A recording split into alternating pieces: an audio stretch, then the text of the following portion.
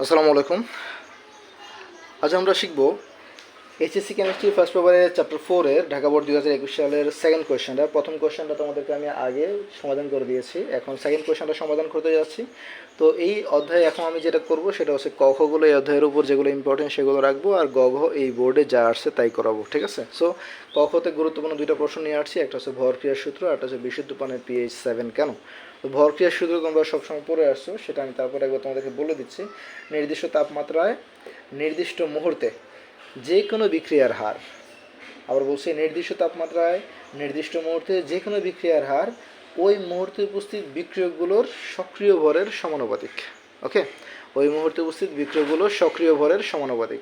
তো সক্রিয় ভরটা বুঝিয়ে দিচ্ছি তোমাদেরকে। সক্রিয় ভরটা হচ্ছে যদি কোনো বিক্রিয়া মোলার মানে জলীয় পরিবেশে ঘটে তাহলে মোলার ঘনমাত্রা হচ্ছে তার সক্রিয় ভর, আর যদি কোনো বিক্রিয়া গ্যাসীয় পরিবেশে ঘটে তাহলে গ্যাসীয় পরিবেশের ক্ষেত্রে আংশিক চাপ হচ্ছে তার সক্রিয় ভর। ওকে, এরপরে সেকেন্ড টার্ম তোমাদের করে দিতে হবে বিশুদ্ধ পানির পিএইচ 7 কেন। তো এটা তোমরা সমাধান করবে কীভাবে?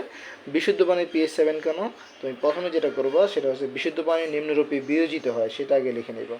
বিশুদ্ধ পানি নিম্নরূপে বিয়োজিত হয়, আগে কিভাবে বিয়োজিত হয় সেটা আগে লিখে রাখো। তো H2O H প্লাস আর হচ্ছে OH মাইনাস, তাই না? তাহলে এখন আমরা এই সাম্য ধ্রুবকটা লিখব। সাম্য ধ্রুবক আমরা কীভাবে লিখি? সাম্য ধ্রুবক সবসময় একই রকম, কে সমান সমান আমরা লিখব উৎপাদের ঘনমাত্রা ডিভাইডেড বাই বিক্রিয়কের ঘনমাত্রা, তাই না? উৎপাদের ঘনমাত্রা ডিভাইডেড বাই বিক্রিয়কের ঘনমাত্রা। তো আমরা কোনাকুনি যদি গুণ করি আমরা লিখতে পারি কে ইন্টু H2O, তাহলে আমাদের এখানে কি দাঁড়াবে? H প্লাস আর হচ্ছে OH মাইনাস, তাই না? এখন কে ইন্টু H2Oটাকে আমরা বলি পানির আয়নিক গুণফল। আর একটা জিনিস খেয়াল করো, বিশুদ্ধ পানির H প্লাস আর OH মাইনাসের দুইটার ঘনমাত্রা সমান, এই জন্য আমরা OH মাইনাসের জায়গায় কী লিখবো? H প্লাস লিখবো। তুমি সাইড নোট দিয়ে দিতে পারো, বিশুদ্ধ পানিতে H প্লাস সমান সমান OH মাইনাস কী লিখবা? বিশুদ্ধ পানির H প্লাস এবং OH মাইনাস কি সমান, ওকে, ঘনমাত্রা সমান, এই জন্য আমরা OH এর জায়গায় কী লিখলাম? H প্লাস লিখলাম। এখন এই 25°C তাপমাত্রায় KW এর মান হচ্ছে মনে রাখবা 10^14, ওকে। আর এখানে আমাদের কী দাঁড়াচ্ছে? H plus whole square. এটা একটা সাইড নোট দিয়ে দাও, যেহেতু 25°C KW সমান সমান 10^14, ওকে। তাহলে এর পরীক্ষালব্ধ মান, তো এখানে যেহেতু হোল স্কোয়ার আছে 10^14 আছে, তাহলে কী হবে এখানে কাজ করলে 10^7 ইকুয়াল H প্লাস, তাই না? তাহলে এখন আমাদের যেহেতু পিএইচ লাগবে আমরা দুই পাশে অবশ্যই মাইনাস লগ নিয়ে আসবো, দুই পাশে। তাহলে কি দাঁড়াবে আমার এখানে? মাইনাস লগ এস প্লাস মানে তো হচ্ছে পিএইচ, এটা তো আমরা সবাই বুঝতেই পারছো পিএইচ। আর এখানে কত হবে? শুধু 7, অর্থাৎ পিএইচ সমান সমান 7। ক্লিয়ার? ঠিক আছে। তো মোটামুটি খ হচ্ছে এখানেই শেষ।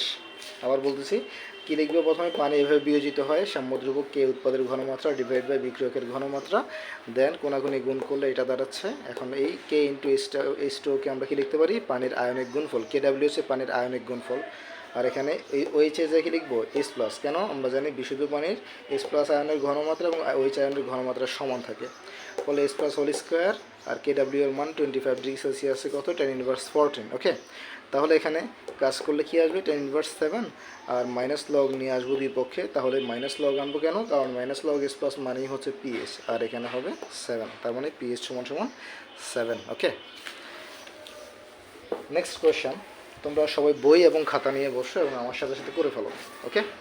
নেক্সট কোয়েশ্চেন কী দেওয়া আছে দেখো, কক্ষ তাপমাত্রা 1 নং পাত্রের যৌগটি 10% আয়নিত হলে কে এর মান হিসেব করো। তাহলে এখানে এই যে কে এর মানটা হিসাব করতে বলছে, যখনই তোমাকে কে এর মান হিসাব করতে বলবে, এরপর তোমার বিয়োজন মাত্রা বের করতে বলবে, তাই না? এরপর তোমাকে বলবে যে H প্লাস আয়নের ঘনমাত্রা পিএইচ নির্ণয় করো। এই মৃদু অ্যাসিডের ক্ষেত্রে মনে রাখবা চ্যাপ্টার 4-এ এই ব্যাপারটায় অসওয়াল্ডের লঘুকরণ সূত্র প্রয়োগ করতে হবে, ঠিক আছে? তোমরা অবশ্যই এগুলো পড়ে আসছো, এই জন্য পড়ে আসছো বলেই বোর্ড কোয়েশন তোমাদেরকে সমাধান করাচ্ছি, না হয় এটা ধরতাম না। তো দেখো এখানে প্রথমে যেটা করতে হবে সেটা হচ্ছে আমাদের ঘনমাত্রা কত দেওয়া আছে সেটা লিখে ফেলি। ঘনমাত্রা সি দেওয়া আছে ওয়ান, 1 নং পাত্রের কথা বলা হয়েছে। তোমরা বই খুলে দেখো, তোমাদের এখানে 1 নং পাত্রের কথা বলা হয়েছে। আর আলফা সমান দেওয়া আছে 10%। তো 10% মানে কত? 0.1। ওকে, এখন তোমাকে বের করতে হবে কে। কী বের করতে হবে? কে। এখন অসওয়াল্ডের লঘুকরণ সূত্র অনুসারে আমরা কি পাই এটা লিখে দিবা। অসওয়াল্ডের লঘুকরণ, একটা কথা মনে রাখবা, অসওয়াল্ডের লঘুকরণ সূত্র শুধুমাত্র মৃদু তড়িৎ বিশ্লেষণের জন্য ব্যবহার করা যায়, যেমন acetic acid, formic acid, ammonium hydroxide. ঠিক আছে, অসওয়াল্ডের লঘুকরণ সূত্র অনুসারে, অসওয়াল্ডের লঘুকরণ সূত্র অনুসারে আমরা কি লিখতে পারি? আমরা সেটা জানি, আলফা সমান সমান √/, কে এ ডিভাইডেড বাই সি, তাই না? তাহলে আমরা যেহেতু কে এর মান বের করব, আমরা এই রুটটাকে সরাতে হলে আমরা স্কোয়ার করব, তাই না? তাহলে কি হবে এখানে? কে এ বাই সি স্কোয়ার করলাম। এখন আমাদের কোনাকুনি যদি গুণ করো তাহলে তুমি মানটা পেয়ে যাচ্ছ, কে এ সমান সমান আলফা স্কোয়ার সি। কে হচ্ছে অ্যাসিডের বিয়োজন ধ্রুবক। ঠিক আছে, তাহলে আলফা এর মান বসাতে এখন 0.1 স্কোয়ার ইন্টু 0.1। তাহলে তোমার এখানে রেজাল্টটা কত আসতেছে তুমি সেটা বের করে নাও। তাহলে আমি দেখি রেজাল্ট কত আসে। এখানে রেজাল্ট আসতেছে 1.5।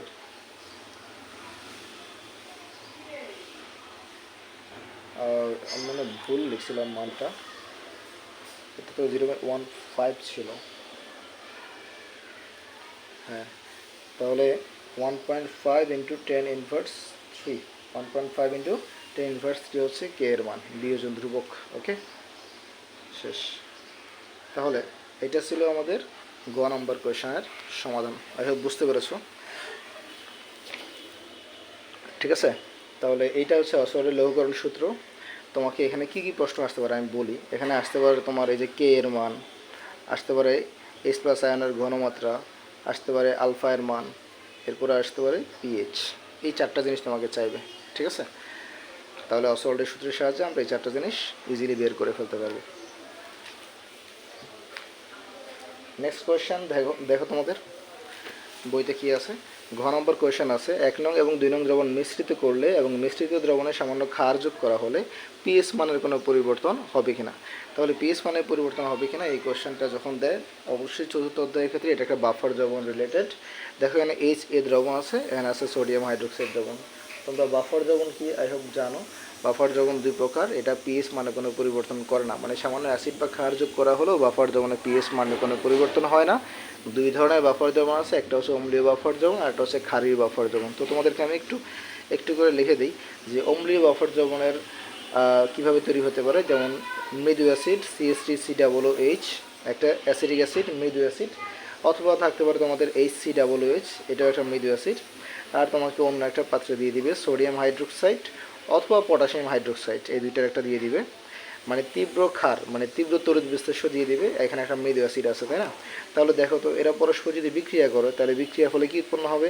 অবশ্যই এখানে সোডিয়াম অ্যাসিডের উৎপন্ন হবে, এইচটা সরে গিয়ে ওএইচের সাথে গিয়ে পানি উৎপন্ন করে ফেলবে, তাই না?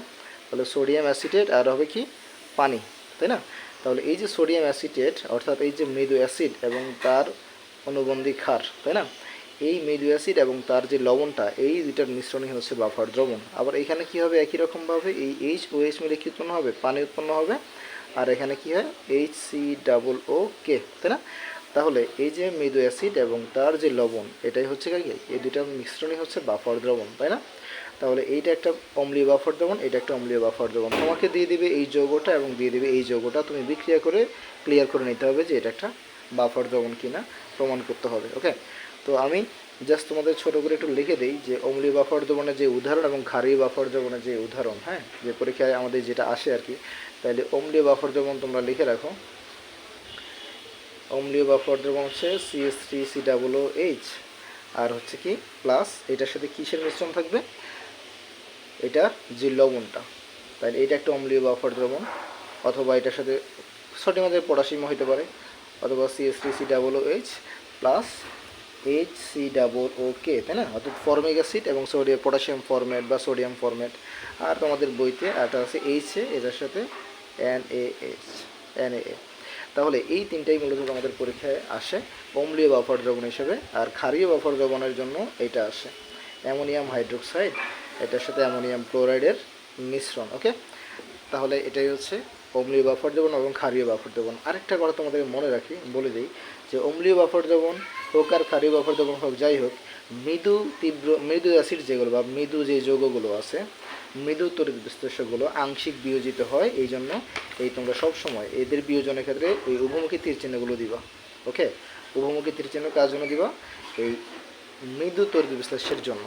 লবণটা কিন্তু তীব্র তড়িৎ বিশ্লেষ্য, এই জন্য লবণের ক্ষেত্রে একমুখী তীর চিহ্ন। ওকে, তো চলো স্টার্ট করি। এখন তোমাদের এখানে কি দেওয়া আছে দেখো, 15 ml 0.15 m, 5 ml 0.2 m। তো এটা অনেকভাবে করে, তো আমি যেটা করে দিচ্ছি মোল সংখ্যার সাহায্যে একদম সহজে উপায়। তোমরা মোল সংখ্যা দিয়ে করলে একদম ঝামেলামুক্তভাবে করতে পারবো, কোনো টেনশন নাই। তাহলে চলো আমরা কাজটা শুরু করি। 1 নং পাত্রে মোল সংখ্যার জন্য আমরা কি লিখবো? n = আমরা জানি SV, তাই না? S দিয়ে দেখতে পারো, সিও দিতে পারো, সমস্যা নেই। তাহলে S1 সমান 1 নং পাত্রে S1 হচ্ছে 0.15 m, আর V হচ্ছে তোমার 15 ml। তো আমরা জানি mlকে লিটারে নিতে হবে 1000 দিয়ে ভাগ করে, তাই না? তাহলে 1000 দিয়ে ভাগ করলে আমরা কি লিখবো? আচ্ছা, আমি তোমাদের একটু ভেঙে দেখাই দিই। 1000 দিয়ে তোমরা যদি ভাগ করো তাহলে এটা কী হয়ে যাবে? লিটার হয়ে যাবে, তাই না? তাহলে মনে রাখবা 1000 মানে 10^3। ওকে, যদি 10,000 হয় 10^4, একের লগে শূন্য যে করেই থাকবে তত ইনভার্স দিবা। ওকে, লিটার। এখন এই 1 নং পাত্রে যে মোল সংখ্যা সেটা তুমি বের করো। এখন মোল সংখ্যা N1 = কি লিখবো? S1 V1। তো গুণ করে দাও 0.15 × 15 × 10^3। তো দেখতেই পাচ্ছি এখানে আমাদের কত আসবে? 15 সাথে 15 গুণ করলে আমরা জানি কত? 225 আসবে। কত আসবে? 225। তার মানে 2.25 × 10^3 মোল। ওকে, এরপরে আবার 2 নং পাত্রে আমরা কি দেখতে পাচ্ছি? একই রকমভাবে 2 নং পাত্রের মানটা তোমরা বের করো সেমভাবে। S1 সমান দেওয়া আছে তোমার 0.2 নং পাত্রে, হ্যাঁ, S1 দেওয়া আছে 0.2 m, আর V1 S2 আর V2 দেওয়া আছে 5 ml। তাহলে আমরা কি করব? 10^3 দিয়ে গুণ করবো। এখানে দেখালাম না ভেঙে, যেহেতু আগের বার দেখাইছি। তাহলে একই রকমভাবে N2 বের করবো। N2 সমান কী হবে? S2 V2। তাহলে এই S2 আর V2 গুণ করলে আমাদের এখানে কত আসবে দেখো? S2 হচ্ছে 0.2 আর V2 হচ্ছে 5 × 10^3। তো দেখতে পাচ্ছি 5 × 10 হয়ে যাবে, মানে 1 × 10^3 মোল, তাই না? এখন দেখো উভয় পাত্রে আমরা যদি মিশ্রণের কথা বলা হচ্ছে, আমরা বিক্রিয়াটা করবো। কী করবো? মিশ্রণের বিক্রিয়া। ওকে, মানে আমরা এখনও জানি না অম্লীয় বাফার দেবো না ক্ষারীয় বাফার দেবো। যদি জানতাম তাহলে আমরা সরাসরি কাজটা করে ফেলতাম যে ক্ষার যোগ করলে কী হবে আর অ্যাসিড যোগ করলে কী হবে। এই জন্যই আমরা মূলত কাজটা করতে হচ্ছে মিশ্রণের বিক্রিয়া। মিশ্রণে কী আছে? এইচ আর আছে কি? এইচের সাথে আছে সোডিয়াম হাইড্রোক্সাইড, তাই না? তাহলে আমরা কী করবো? বিক্রিয়া করলে আমাদের কী উৎপন্ন হবে বলো? এই যে এখানে এইচ আর OH কী উৎপন্ন হবে? পানি। আর এই সোডিয়ামের সাথে A, তাই না? তাহলে হয়ে গেল। এখন দেখো একটা প্রশমন বিক্রিয়া করতে গেলে ঠিক যতটুকু অ্যাসিড লাগবে ততটুকুই ক্ষার লাগবে। এখন দেখো এখানে কিন্তু দুইটা পরস্পর সমান না, তাই না?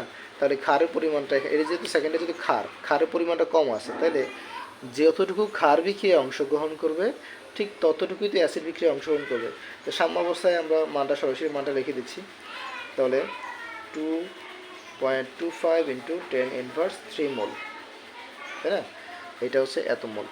এখন যতটুকু ক্ষার বিক্রিয়ায় অংশগ্রহণ করবে ততটুকুই বিক্রিয়ায় অ্যাসিডে অংশগ্রহণ করবে, আর ততটুকুই লবণ উৎপন্ন হবে, তাই না?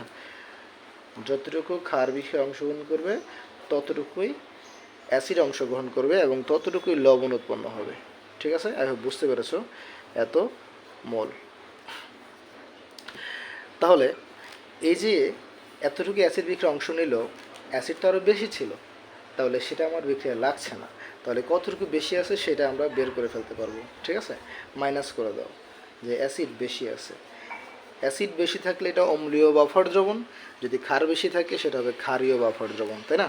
তাহলে অ্যাসিড বেশি আছে কত? মাইনাস করে দাও 2.25 × 10^3 মাইনাস 1 × 10^3। তো তোমরা দেখতেই পাচ্ছ এখানে 2.25, এখানে 1 মাইনাস করলে 1.25 × 10^3 থাকবে, এত মোল, তাই না? তাহলে অ্যাসিড বেশি আছে, যেহেতু অ্যাসিড বেশি আছে তাই এটা একটা ক্ষারীয় না, অম্লীয় বাফার দ্রবণ। কী বাফার দ্রবণ? অম্লীয় বাফার দ্রবণ। সবসময় অম্লীয় বাফার দ্রবণ তুমি প্রমাণ করতে গেলে তুমি সবসময় এটাই করতে হবে। আর তোমাকে বাফার দ্রবণের পিএইচ নির্ণয় করতে বললেও তুমি এই কাজটা করতে হবে। ওকে, হেল্ডার এরপরে এইটা বের করার পরে তুমি হেল্ডারসন হেসেলবার্গ সমীকরণের সাহায্যে ম্যাথটা সমাধান করতে পারবো। বা তোমাকে যদি বলে এই দ্রবণে সামান্য অ্যাসিড বা ক্ষার যোগ করলে কী ঘটবে, সেই ক্ষেত্রে তোমাকে এই জায়গায় আসতে হবে এটা কি অম্লীয় না ক্ষারীয় বাফার দ্রবণ। এখন কি লিখবা? অর্থাৎ কি বলতে পারি? অর্থাৎ এটি অম্লীয় বাফার দ্রবণ। কী বাফার দ্রবণ? যেহেতু অম্ল বেশি আছে, তাই না? অম্লীয় বাফার দ্রবণ, এটা কি অম্লীয় বাফার দ্রবণ। এখন আমাকে কী করতে হবে? এই বাফার দ্রবণে সামান্য অ্যাসিড বা ক্ষার যোগ করলে কী হবে সেই প্রশ্নটি আমাদের বলছে না? না, এখানে শুধু বলছে সামান্য ক্ষার যোগ করলে কি ঘটবে, তাই না? তাহলে ক্ষার যোগ করলে কী হবে? তাহলে তুমি আগে লিখে দাও, তোমার এখানে এইচ এ আছে, এইচ এ কী বলছিলাম, এটা একটা মৃদু অ্যাসিড, তাই কী করবো, উভমুখী তীর চিহ্ন দিব। এখানে এইচ প্লাস আর এখানে হচ্ছে এ মাইনাস, আর আমাদের কি আছে এন এ, তাই না? এটা তীব্র তড়িৎ বিশ্লেষণ সবসময় একমুখী তীর চিহ্ন দিব। তো এটা একবারেই বিয়োজিত হয়ে যাবে, এই যোগটা তীব্র তড়িৎ বিশ্লেষণ এটা একবারে সম্পূর্ণ বিয়োজিত হয়ে গেছে, এটা রিভার্স হবে না। ওকে, তাহলে তোমাকে বলা হচ্ছে কি, বলা হচ্ছে এখানে যদি সামান্য ক্ষার যোগ করা হয়, কী যোগ করা হয়? সামান্য ক্ষার যোগ করা হয়। তাহলে তুমি ক্ষার নিয়ে আসো। ক্ষার বলতে আমরা কি জানি? OH মাইনাস, তাই না? OH মাইনাস যোগ, এভাবেই দিবা। OH মাইনাস যদি যোগ করি তাহলে কী হবে বলো? সেই OHটা হাইড্রোক্সিল আয়নটা দ্রবণে এসে H প্লাস আয়নের সাথে বিক্রিয়া করে ফেলবে। যেহেতু নেগেটিভ ও পজিটিভ H প্লাস আয়নের সাথে বিক্রিয়া করে অবশ্যই পানি উৎপন্ন করে দিবে। সাইডে লিখে দিব অবিয়োজিত। কি লিখে দিব? অবিয়োজিত, অবিয়োজিত। এখন এই OH আয়নটা যুক্ত হয়ে OH আয়নের ঘনমাত্রা বৃদ্ধি করলো এবং H প্লাসকে নিয়ে গেলে পানি উৎপন্ন করলো। তাহলে H প্লাস আয়নটা যদি চলে যায় তাহলে কি হবে? তাহলে H প্লাস আয়নের যে ঘাটতি থাকবে সেই ঘাটতিটা পূরণ করবে কি? এই HA, তাই না? তাহলে এটা আসলে আমি তোমাদেরকে লিখে দিই কথাটা, এভাবে লিখবা যে এই অম্লীয় বাফার দ্রবণে, কি লিখবা? এই অম্লীয় বাফার দ্রবণে, এই অম্লীয় বাফার দ্রবণে তীব্র ক্ষার যোগ করলে, হ্যাঁ, তীব্র ক্ষার দ্রবণে সামান্য তীব্র ক্ষার যোগ করলে তা H প্লাস আয়নের সাথে, তা H প্লাস আয়নের সাথে যুক্ত হয়ে বা বিক্রিয়া করে কি উৎপন্ন করবে? H2O উৎপন্ন করবে। হ্যাঁ, H2O উৎপন্ন করে। এটা একটু লিখে দাও, অবিয়োজিত। হ্যাঁ, অবিয়োজিত, অবিয়োজিত H2O উৎপন্ন করে। তাহলে কি হবে? ফলে H প্লাস আয়নের, যেহেতু H প্লাস আয়ন চলে গিয়ে পানি উৎপন্ন করে ফেলতেছে, তাহলে H প্লাস আয়নের ঘাটতি পূরণের জন্য, হ্যাঁ, H প্লাস আয়নের ঘাটতি পূরণের জন্য HA পুনরায় বিয়োজিত হয়, HA পুনরায় বিয়োজিত হয়। ঠিক আছে, এই যে এটা পুনরায় বিয়োজিত হয়ে H প্লাস আয়ন উৎপন্ন করে, ফলে ওই ঘাটতিটা থাকে না, যে ওইটা যোগ করার ফলে ওই যোগ করার ফলে আমার পানি উৎপন্ন হয়ে গেল, তাহলে H প্লাসটা তো চলে গেল, তাহলে সেই ঘাটতি কে পূরণ করবে? এই যে এটা অবিয়োজিত H প্লাস আয়ন, HA তো মৃদু অ্যাসিড, এটা বিয়োজিত হবে, তাই না? তাহলে এটা যে বিয়োজিত হবে, এটা বিয়োজিত হওয়ার সাথে সাথে কী হয়ে যাবে? আবার ওই H প্লাস আয়নটা উৎপন্ন হয়ে যাবে, ফলে আর ঘাটতিটা থাকবে না। ঠিক আছে, HA পুনরায় বিয়োজিত, ফলে H প্লাস আয়নের ঘাটতি পূরণের জন্য HA পুনরায় বিয়োজিত হয়। তাই পিএইচ মানের কোনো পরিবর্তন হয় না। পিএইচ মানের কি হয় না? কোনো পরিবর্তন না বলে, বিশেষ কোনো পরিবর্তন হয় না বললে আরও সুন্দর হয়। ঠিক আছে, পিএইচ মানের বিশেষ কোনো পরিবর্তন হয় না, বিশেষ কোনো পরিবর্তন হয় না। আই হোপ বুঝতে পেরেছ। তো এই ছিল ঢাকা বোর্ড 2021 সালের প্রশ্ন। আগের ভিডিওতে একটা দিয়েছি আর আজকে একটা দিয়ে দিলাম। আই হোপ তোমরা বুঝতে পেরেছো। ঠিক আছে, ধন্যবাদ সবাইকে। এই দুটো প্রশ্ন ভালো করে প্র্যাকটিস করো, তাহলে অনেকগুলো প্রশ্নের উত্তর পেয়ে যাবো। এরপরে আমি ঢাকা বোর্ড 2022 করাবো। ঠিক আছে, তো ঢাকা বোর্ড 2021, তারপর ঢাকা বোর্ড 2022, এরপর অন্যান্য প্রশ্নগুলো সমাধান করবো, যেগুলো এই অধ্যায়ের জন্য মোস্ট ইম্পর্ট্যান্ট।